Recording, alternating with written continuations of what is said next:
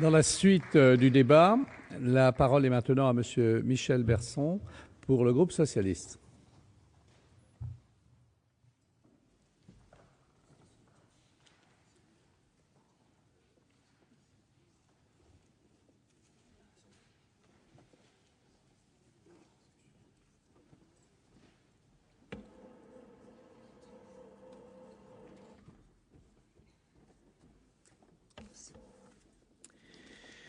Monsieur le Président, que je salue, Monsieur le Ministre, Monsieur le Président de la Commission d'enquête, Monsieur le rapporteur, mes chers collègues, ce rapport s'inscrit dans la continuité d'une réflexion engagée par le Sénat, et ce rapport constitue donc la suite des travaux d'une précédente commission d'enquête. La somme d'informations et la pertinence des propositions du précédent rapport sont aujourd'hui pleinement confirmées, et je dirais même pleinement confortées. Confortées par le contexte de l'explosion d'affaires, de scandales, ces affaires, ces scandales touchant tout autant des individus que des institutions de forte notoriété, elles sont largement évoquées dans le rapport. Elles concernent tout autant à la fois la fuite des capitaux des particuliers, l'évaporation fiscale des entreprises et les trafics de milieux criminels organisés. Dans un contexte de crise et d'efforts budgétaires, ces affaires, ces scandales ont heurté avec raison nos concitoyens et alimenté, hélas, la défiance à l'égard du système financier international, mais aussi à l'égard des responsables politiques.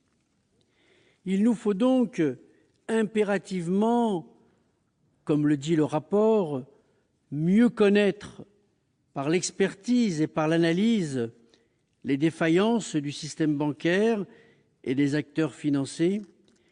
Il nous faut impérativement mieux connaître leur rôle dans l'évasion des capitaux pour mieux comprendre. Je reprends ainsi le titre du rapport, mieux comprendre pour mieux combattre.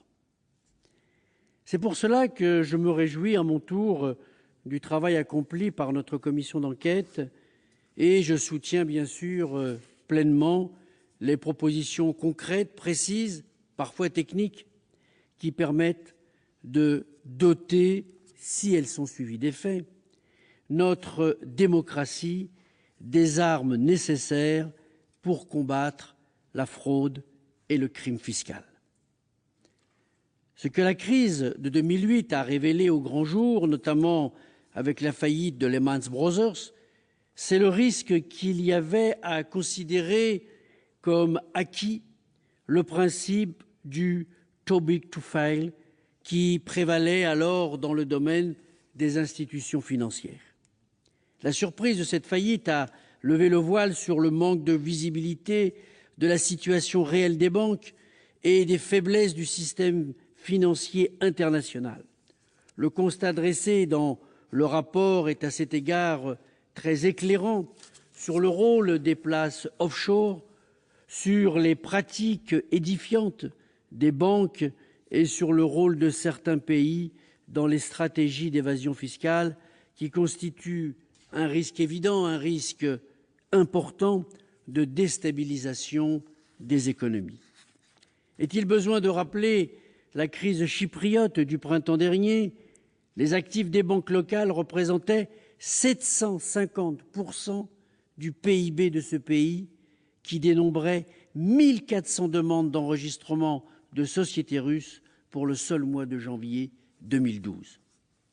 L'implosion du secteur bancaire sur lequel était fondé le modèle de renaissance économique de ce pays fut largement due à la recherche d'une situation de rente grâce à une fiscalité exagérément avantageuse pour le secteur financier et une ouverture excessive aux sociétés offshore. Sur ce point, la disproportion entre la taille de l'économie d'un pays et le volume des actifs financiers est éloquente. Comment expliquer que les îles Caïmans ou le Luxembourg soient des pays destinataires d'investissements transnationaux à hauteur de 2 000 milliards d'euros chacun pour 2011, quand le Brésil et la Chine réunis pèsent pour moins de la moitié.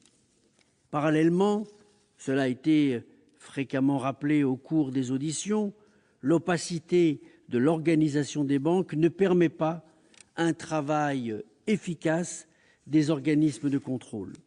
Le déploiement des filiales est aujourd'hui tel qu'il est impossible de déterminer le périmètre de chaque établissement. Face à cette situation, un certain nombre d'initiatives ont été prises en France depuis 2 ans.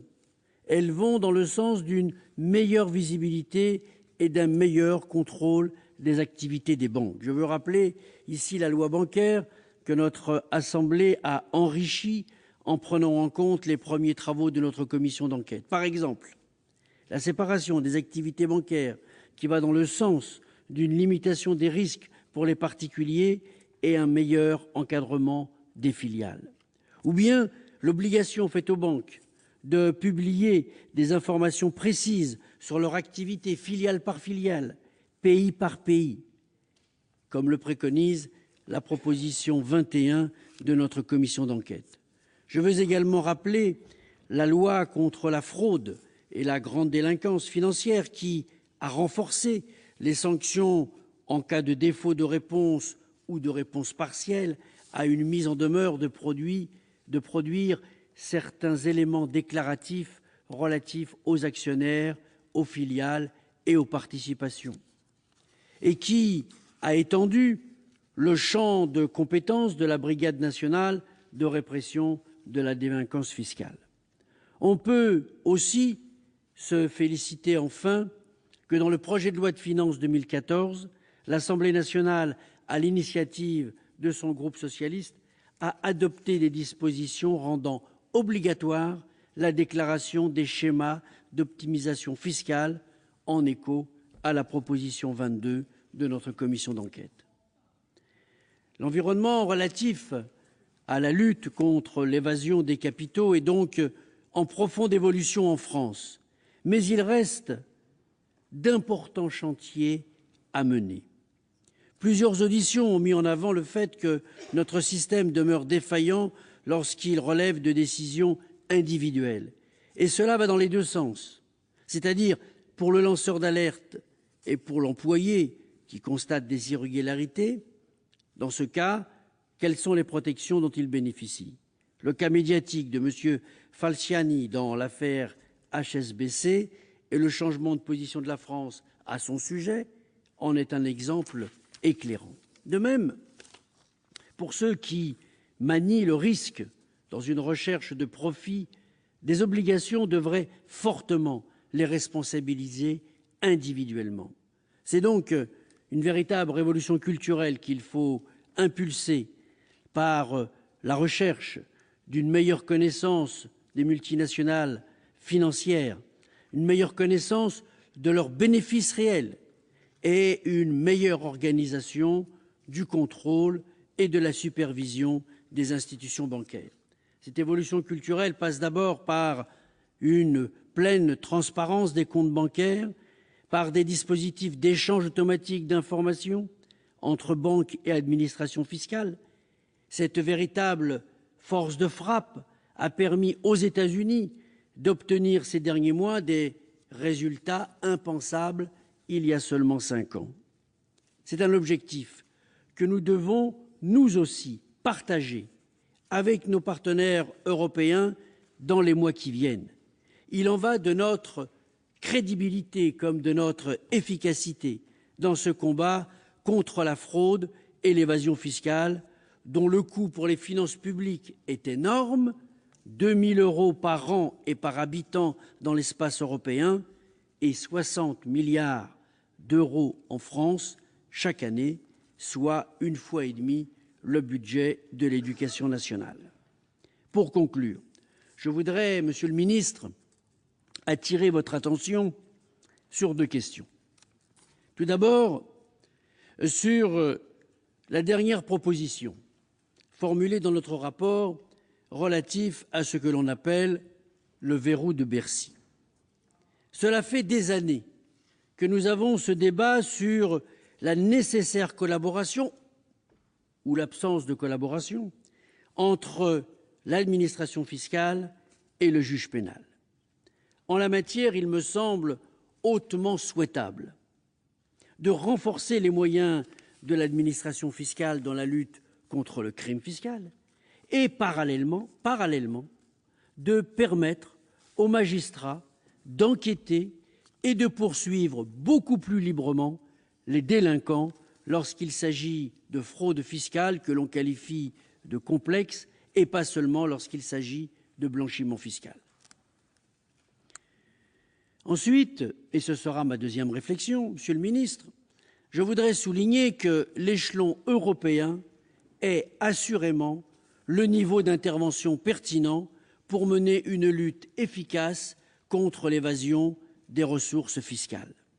À ce titre, on peut se féliciter du rôle renforcé de supervision et de contrôle maintenant dévolu à la BCE, mais il faut aller beaucoup plus loin, notamment vers une harmonisation fiscale européenne et vers l'instauration de la taxe des transactions financières.